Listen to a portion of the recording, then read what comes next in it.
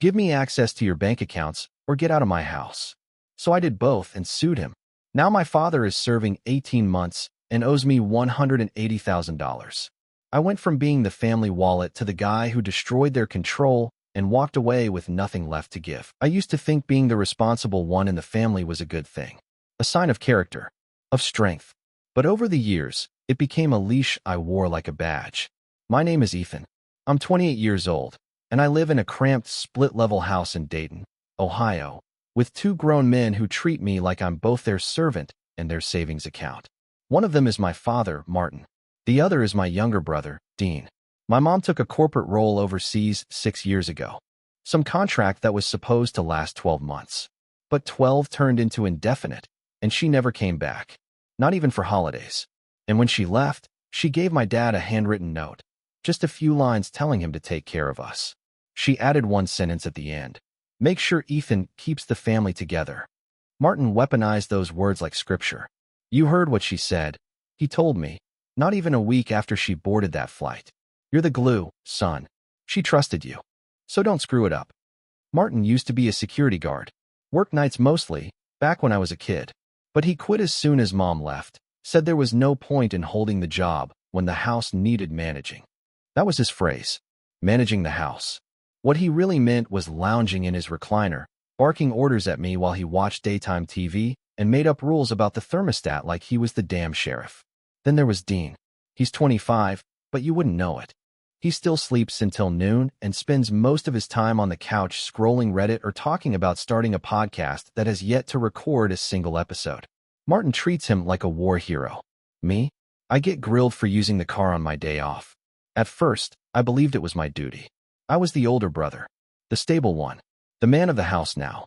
Martin drove that guilt in deep, quoting mom's letter every time I pushed back. I paid the electric, the gas, the groceries, the mortgage.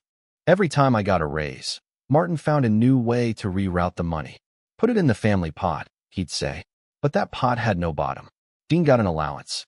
I got receipts. I remember asking Martin once if I could keep a little extra to fix my car, just needed new brake pads. He waved me off, said I could borrow his, then changed his mind when Dean said he might need it for some opportunities. That was his word. Opportunities. He never explained what they were. He didn't have to. Because in our house, Dean was the prince, Martin was the king, and I was the damn mule hauling the cart. Every time I thought about walking away, I'd hear my mother's words echoing through my head, her voice warped and weaponized by the man who used to call himself my father. Make sure Ethan keeps the family together. And so I stayed. I got the job at Valley Parts Distribution when I was 23. It was supposed to be temporary, just something to get cash flowing while I figured out my next move. 5 years later, I was still clocking in at 6 a.m. sharp, hauling boxes, managing inventory, sweating through 12-hour shifts, and taking pride in the fact that I'd never called in sick. Not once. My supervisor, Bill, was ex-Navy. Straight shooter. Rough around the edges, but fair. He didn't care if you were poor or pretty or someone's favorite. You did the work, you got respect. You slacked, you got benched. I liked that. It was honest. After living under Martin's roof, where effort meant nothing and favoritism was the currency, that job felt like solid ground. You know what I like about you, Ethan? Bill said once as we stood beside the loading dock. You work like someone's watching, even when no one is. He didn't know how true that was. Back home, it didn't matter if I came home early or staggered in after a double shift. Martin would be waiting by the kitchen table, empty mug in hand, pretending like he'd spent the day going over the budget. He always used that phrase, the budget, like it was some formal process. In reality, it was just a way to guilt me into handing over every cent I made. Every Friday, like clockwork, he'd say, let's go over the household numbers, then tilt his head toward my paycheck, unopened in my hand. It wasn't a conversation. It was a ritual. He'd take the envelope, open it slowly like he was reading the 10 Commandments, and then say something like, all right, I'll take care of the bills and make sure everyone's covered. You don't need to stress yourself worrying about money. Meanwhile, Dean got a $200 living stipend every month. No job, no obligations. Just for existing. He'd spend it on AirPods, streaming subscriptions, Uber Eats. Once, I caught him ordering a $28 vegan smoothie from a place 30 minutes away. He laughed when I said something. Chill out, man. It's not like it's your money. But it was. Everything in that house ran on my back. Rent, internet, gas, groceries, water, cell phone plans. Even the Netflix password Dean swore he paid for, mine. And still, I had to ask Martin for permission to buy new boots when mine cracked. Had to clear it with him before getting my oil changed. You want to spend how much? He asked once, when I said I needed new work pants. Son, this isn't a fashion show. I didn't argue. I told myself it was just what family did. That this sacrifice, this bending of the spine, meant something. That if I just kept giving, kept showing up, eventually they'd see the weight I carried. But the truth was starting to sink in. I wasn't family. I was the ATM. And they never asked the ATM how its day went. They just punched in their code and took what they wanted. It started with a shirt. One of the younger warehouse guys, Justin, came in wearing a collared button-down and khakis one day. Totally out of place on a loading dock. Bill raised an eyebrow but didn't say anything. A week later, Justin was gone. Transferred to corporate logistics. That's when it clicked for me. I started watching the guys who moved up. Not the loud ones. Not the ones who kissed ass. The ones who played it smart. Clean shirts. Quiet ambition. No complaints, just results. So I started dressing different too. Not at home, though. At home, I was still the same utility wear mule. Same scuffed boots. Same stained flannel. But every morning, I started packing a change of clothes. Khakis, a button-up, sometimes even a blazer, and I'd pull into the gas station down the road from the warehouse. Lock myself in the bathroom stall, swap out the uniform, splash water on my face, and head to the corporate side of the same company. Started as a temp in procurement. Moved to supply analytics within 3 months. By the time Martin and Dean were finishing their first cup of coffee, I was already shaking hands with managers and sitting in budget meetings. And they had no idea. Every evening, I'd change back into my old work clothes before pulling into the driveway. I'd come in sweaty, tired, shoulders sagging like I'd just pulled another shift unloading pallets. Martin barely looked up from his recliner. Dean would toss a casual yo over his shoulder, too focused on his screen to notice that my boots weren't dirty anymore. They still thought I was just a warehouse grunt. And I let them think it. I kept handing over the same cut of my paycheck, even though now I was bringing in twice as much. Sometimes 3 times. I let Martin go on believing he was managing the family funds, while I quietly opened a second bank account. First deposit, $250. That was 2 years ago. I still remember how nervous I felt, setting it up in secret, like I was doing something wrong. Now, that account has 5 figures in it. More every week. Every raise, every bonus, every performance incentive, they went straight into that account. I told Martin business was slow when he asked why the paycheck hadn't changed. He didn't question it. He never bothered to look deeper. He never imagined I'd have the audacity to build something without him. At work, they started calling me Ethan from Ops. I had a badge, a nameplate, a LinkedIn page. Bill still saw me around sometimes and gave me a nod. The kind that said, "You made it." At home, nothing changed. Martin still barked orders. Dean still acted like he was doing me a favor by eating my groceries. But inside, something was shifting. I had a plan now. An exit. And when I finally walked out that door for good, it was going to be permanent. Not a fight. Not a dramatic blow-up. Just silence. Like a ghost leaving a haunted house. It was a stupid mistake. I'd just gotten home from a quarterly strategy meeting. My manager had surprised me with a performance bonus, way bigger than I expected. I wasn't even thinking when I tossed the envelope on the kitchen counter. It was late. I was tired. I figured I'd grab it in the morning before anyone noticed. Except Dean was up. And Dean noticed everything when it came to other people's money. The next morning, I came downstairs and found him holding the envelope, wide open, reading the paperwork like it was his birthright. "Yo," he said, his voice casual but tight. "What the hell is this?" I froze. Martin looked up from his usual throne in the recliner, squinting. "What's going on?" Dean didn't answer, just held up the sheet. "Ethan got a bonus," he said, his tone suddenly sharp. "A big one." Martin sat up straighter. "How big?" Dean turned to me. "You want to tell him, or should I?" I could have lied. Could have said it was a mistake or that it was some tax rebate. But the look in Dean's eyes told me it was too late for that. The number was printed right there. No way to walk it back. Martin stood up slowly, walked over, and took the paper from Dean's hand. He stared at the figure for a long moment. Then he looked at me. You've been holding out. It wasn't a question. I stayed quiet. Martin's voice dropped. You've been hiding money from this family. I've been saving, I said, keeping my voice even. That's not a crime. He stepped closer. Saving? Behind my back? Behind your back?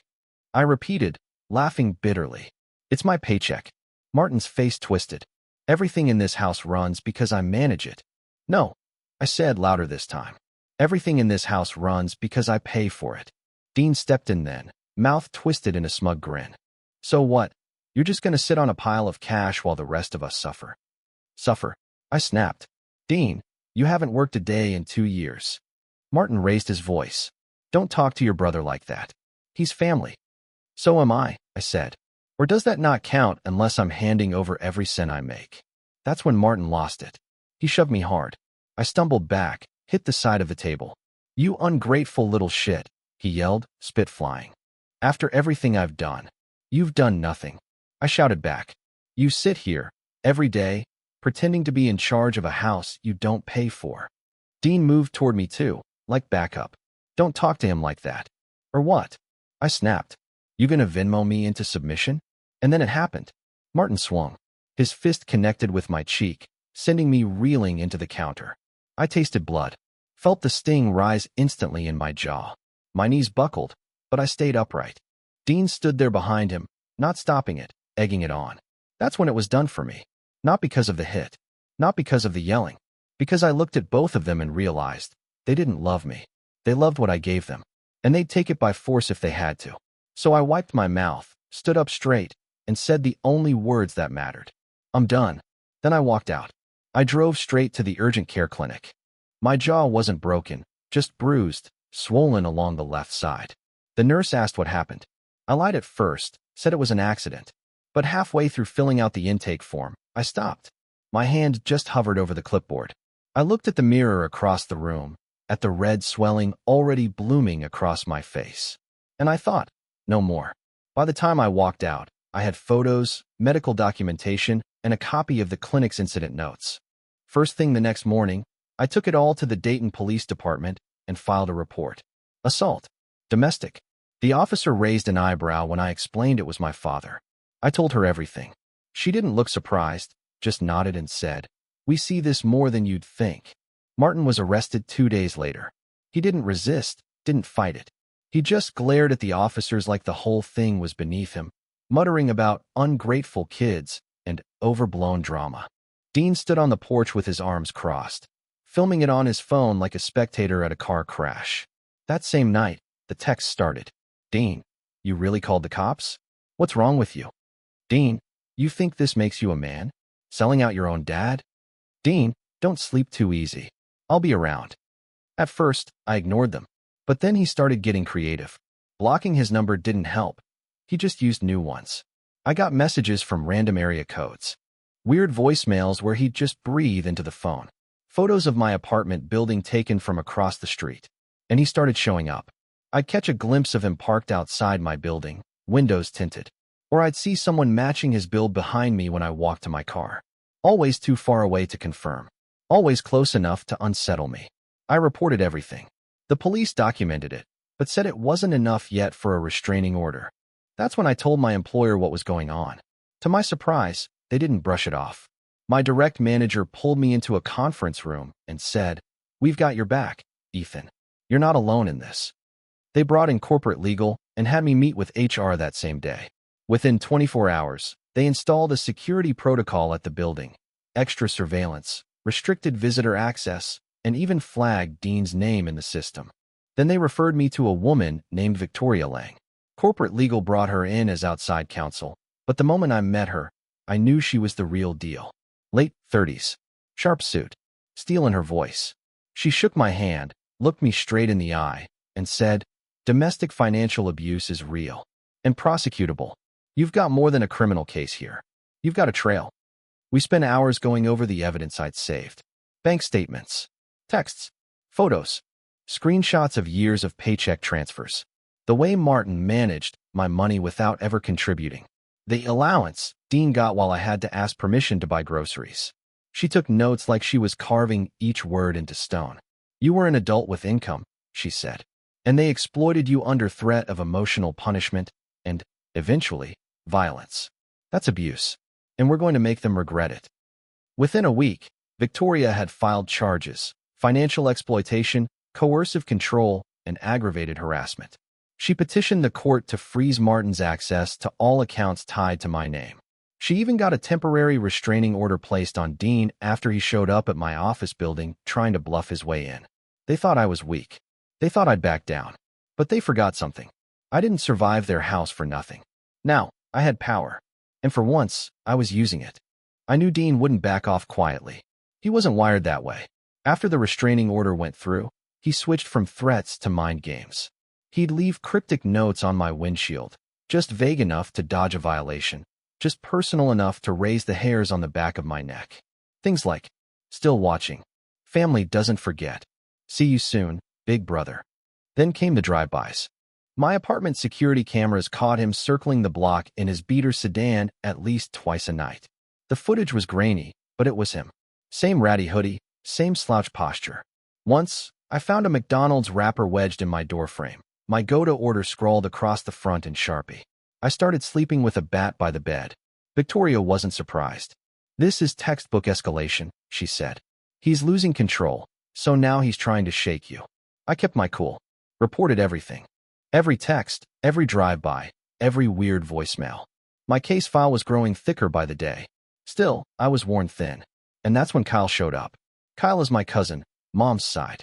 Ex-Army, EMT, built like a refrigerator with tattoos. We hadn't talked much since our teens, but he heard about the assault from one of our old uncles.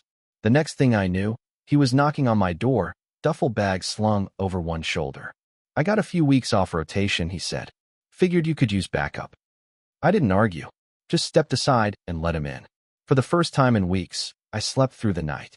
The next afternoon, Dean showed up in the parking lot while I was walking to my car. He didn't see Kyle sitting in the shadows, watching. Dean pulled up, windows down, music blaring. He leaned out with that same smug expression I'd seen my whole life. "Hey there, traitor," he called. "You forget whose blood runs in your veins." Kyle was behind him before he finished the sentence. He didn't touch Dean, just leaned into the driver's window, voice low and steady. "You come near him again," Kyle said, "and you're going to wish the only thing you were facing was a restraining order." Dean went pale, threw the car in reverse, and peeled out without another word. After that, things changed. Dean got sloppy, angry. He started texting threats again, actual, prosecutable threats. Victoria had a field day. She filed to extend the restraining order and launched a separate harassment case. She compiled everything: texts, voicemails, video clips. She even got testimony from neighbors who'd seen Dean lurking around. "This is what we needed," she told me. "He's unraveling, and we're going to use every piece of it." Meanwhile, Kyle helped me install cameras, reinforced the locks, and showed me how to sweep for trackers just in case. And through it all, Martin sat in jail, awaiting trial, completely unaware that his golden child was melting down in real time. Every day that passed, their grip on me loosened. And every day, I got a little closer to breathing free. Martin's trial started on a cloudy Monday in October. The courthouse was packed tighter than I expected. Journalists, a few distant relatives who suddenly remembered we existed, and plenty of nosy locals curious about the story of a son suing his own father. I sat behind the prosecution table, next to Victoria. She wore all black that day, sleek, simple, no nonsense. Her notepad was already covered in annotations before opening statements began. Martin walked in wearing the same outdated blazer he used to wear to job interviews back when he still bothered looking for work. His face was tight, controlled, but his eyes darted across the room, scanning for someone who might still be on his side. No one was. Dean wasn't there. The prosecution wasted no time. They called it what it was: 12 years of financial manipulation, domestic economic control, coercion, and abuse disguised as fatherhood. They had the paper trail, my pay stubs, my account statements, the budget logs Martin made me write, all while he claimed to manage the house. They had receipts for purchases Dean made with my money, food delivery, streaming subscriptions, even flights I never knew he took.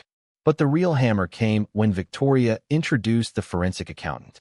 She had compiled every cent that had flowed through our household for the past decade. The chart was brutal. Nearly 87% of all household expenses had come directly from my income. Martin had contributed nothing for years, not even a dime of unemployment or Social Security. And worse, he'd been skimming, moving money into a side account I never knew existed.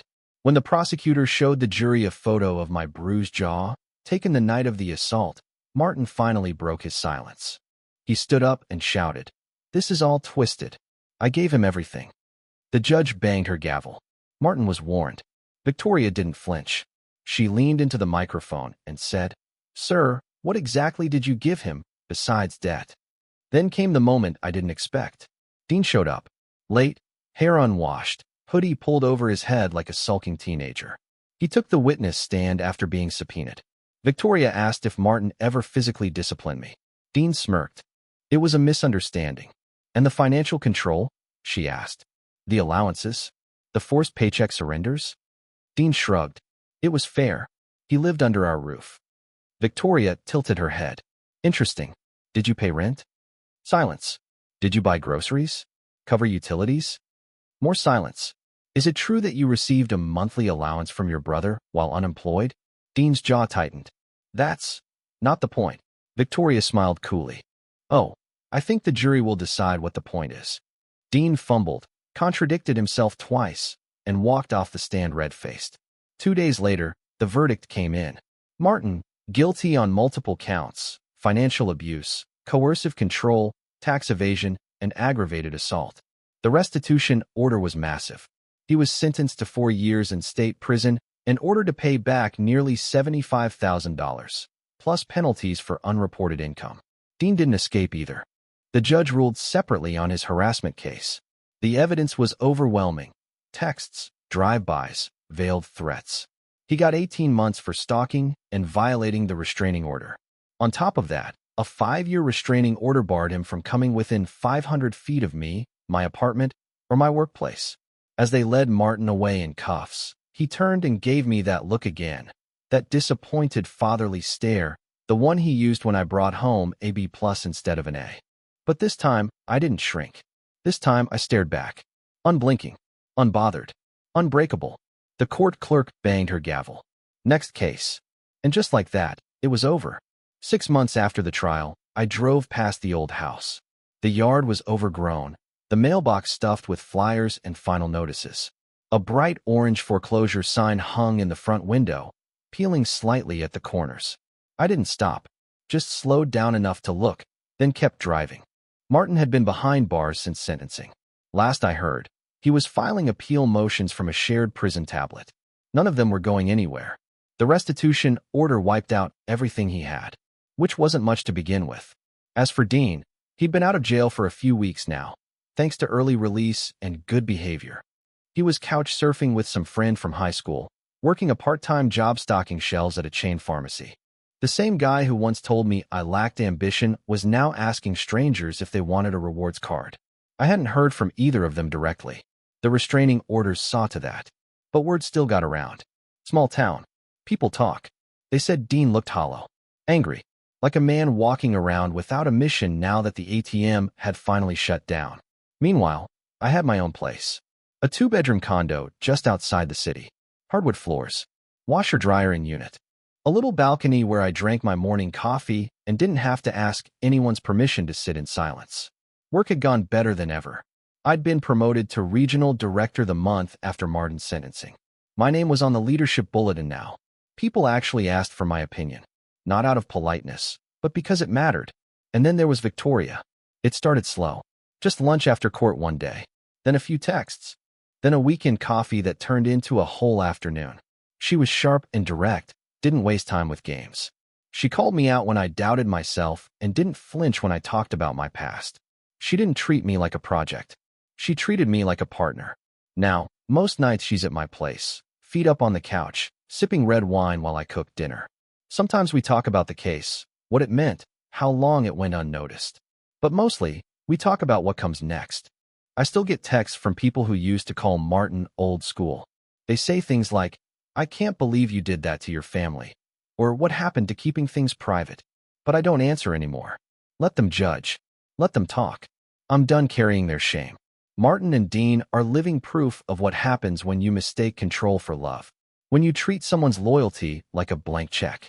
I look at the life I built now, honest, free, mine, and I realize I don't need their version of family, because I finally built one of my own. And this time, I'm the one who decides who's invited.